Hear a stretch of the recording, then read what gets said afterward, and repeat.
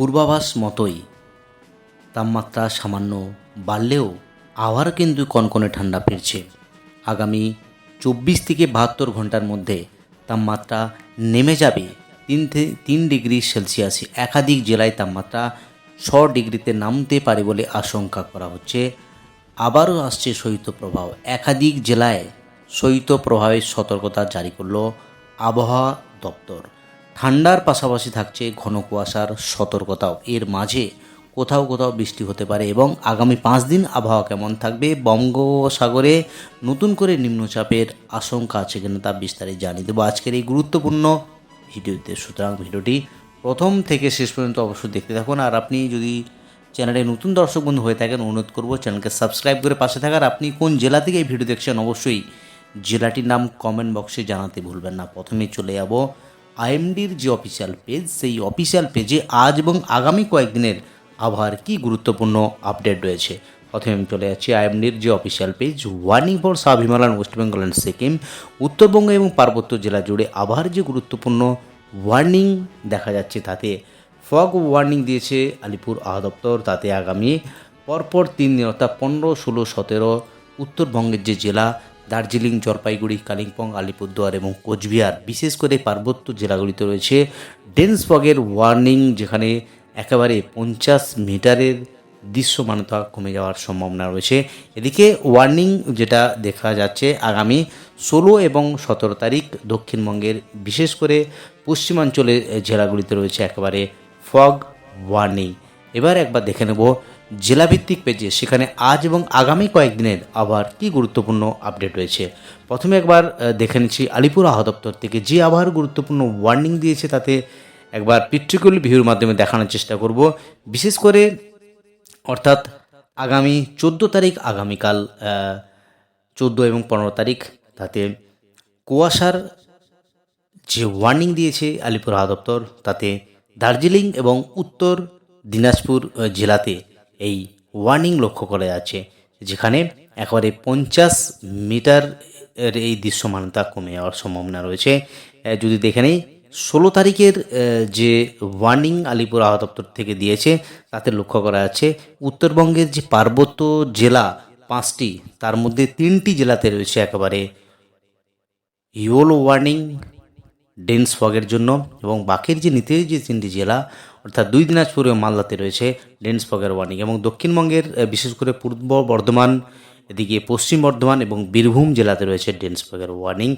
এবং আগামী 17 তারিখ দক্ষিণবঙ্গের একাধিক জেলাতে রয়েছে এই ডেন্স ফগের ওয়ার্নিং রয়েছে। দার্জিলিং, জলপাইগুড়ি, কোচবিহার, মালদা, উত্তর ও দক্ষিণ দিনাজপুর, হুগলি, বীরভূম, মুর্শিদাবাদ, নদিয়া, উত্তর ও দক্ষিণ 24 পরগনা, পূর্ব ও পশ্চিম বর্ধমান জেলাগুলিতে রয়েছে একেবারে ডেন্স ফগের ওয়ার্নিং উত্তর থেকে দক্ষিণবঙ্গের জেলা জুড়ে। অর্থাৎ আগামী 24 থেকে 72 ঘন্টার মধ্যে আবারও ঠান্ডা পড়ার সম্ভাবনা রয়েছে, যেটা গত 3-4 দিন যেটা দেখলাম, তাতে 3 থেকে 4 ডিগ্রি বেড়ে গিয়েছে।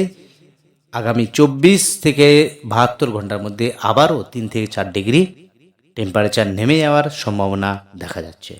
এবার একবার দেখে নেব আলিপুর আবহাওয়া দপ্তরের যে জেলাভিত্তিক পেজে, সেখানে কি আপডেট দিয়েছে সরাসরি একবার দেখার চেষ্টা করছি। আলিপুর আবহাওয়া দপ্তর থেকে যে আবহাওয়ার ফোরকাস্ট, তাতে লক্ষ্য করা যাচ্ছে অর্থাৎ আজ থেকে আগামী 19 তারিখ অবধি জেলায় জেলায় একেবারে শুষ্ক ওয়েদার বর্তমান থাকবে। অর্থাৎ শীতের আমেজ আবারও ফিরে আসবে, যেখানে 3 ডিগ্রি টেম্পারেচার কমে গিয়েছে এবং পশ্চিমাঞ্চলের যে জেলা 6 থেকে 7 ডিগ্রি ছিল, ইতিমধ্যেই যে টেম্পারেচার একেবারে 10-11 ডিগ্রি ঘোরাফেরা করছে, সেটা আরও আগামী 2 থেকে 3 দিনের মধ্যে টেম্পারেচার ড্রপ হয়ে যাবে। কলকাতা, হাওড়া, হুগলি সহ 2 পরগনা, 2 মেদিনীপুর সহ পশ্চিমাঞ্চলের জেলা মুর্শিদাবাদ এবং নদিয়া সমস্ত জেলাতেই এই রয়েছে একেবারেই শুষ্ক ওয়েদার। ডেন্স ফগ কিছু কিছু রয়েছে, বিশেষ করে হুগলি, উত্তর এবং দক্ষিণ 24 পরগনা, ইস্ট বর্ধমান, ওয়েস্ট বর্ধমান, বীরভূম, মুর্শিদাবাদ এবং নদিয়া জেলাতে এ রয়েছে একেবারে ডেন্স ফগের ওয়ার্নিং। এবার সর্বনিম্ন তাপমাত্রা কোথায় কত সেটা একবার দেখে নেব। অর্থাৎ আগামীকাল 14 তারিখ মকর সংক্রান্তি, সেখানে সেই দিনে অর্থাৎ আগামীকাল তাতে যেটা সর্বনিম্ন তাপমাত্রা যেটা লক্ষ্য করা যাচ্ছে পুরুলিয়া 12 ডিগ্রি, আসানসোল 10, শান্তিনিকেতন এবং শ্রীনিকেতন 10 এবং 9 ডিগ্রি, বাঁকুড়া 9, বর্ধমান 11, কৃষ্ণনগর 10, বিষ্ণুপুর 9, মেদিনীপুর 12, কলকাতার আশেপাশের টেম্পারেচার দমদম 12, সল্টলেক 13, আলিপুর 12, হাওড়া 11, অশোকনগর 11, সুন্দরবন 12, ডায়মন্ড হারবার 12 এবং দীঘা 11 ডিগ্রি মিনিমাম টেম্পারেচার হওয়ার সম্ভাবনা রয়েছে।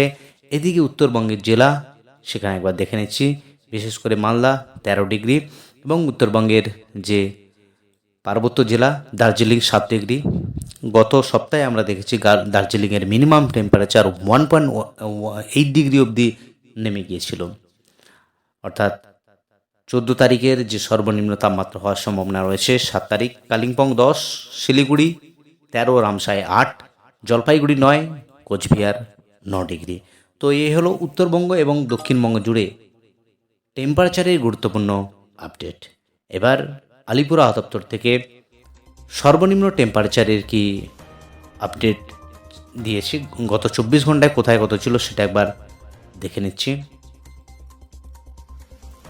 গত 24 ঘন্টায় সর্বনিম্ন টেম্পারেচার যেটা রেকর্ড করেছে আবহাওয়া দপ্তর, Alipur 13.3, Dumdum 14.2, Uluberia 11.5, diamond Harbour 12.5, Medinipur 12 degree, Digha 11, Krishnanagar 12.6, Bankura 9.6, Sriniketan 9.7।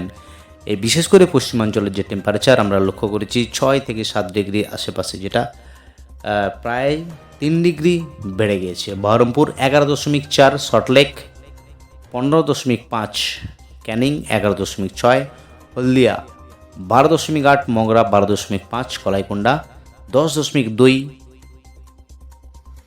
Bardhaman 11.4, Panagarh 11.8 degree, Purulia 11.8, Barrackpore 12.8, Suri 12 degree, Jhargram 10.5 degree, Kalyani 9.7, Basirhat 12.8, Malda যে temperature 13 degree, Darjeeling 7.4, Cooch Behar 8.6, Jalpaiguri 9.5, Alipurduar 10, Raiganj 9.9, Kalimpong 10 degree, Bagdogra 12 এবং বালুরঘাট 10.8 ডিগ্রি। এই হলো দক্ষিণবঙ্গের এবং উত্তরবঙ্গের গত 24 ঘন্টার যে মিনিমাম টেম্পারেচার সেটা একবার দেখালাম। আজই অবধি আবার গুরুত্বপূর্ণ আপডেট নিয়ে ফিরে আসছি পরের ভিডিওতে। আপনি কোন জেলা থেকে ভিডিওতে অবশ্যই জেলাটির নাম কমেন্ট বক্সে জানাতে বলবেন। ধন্যবাদ।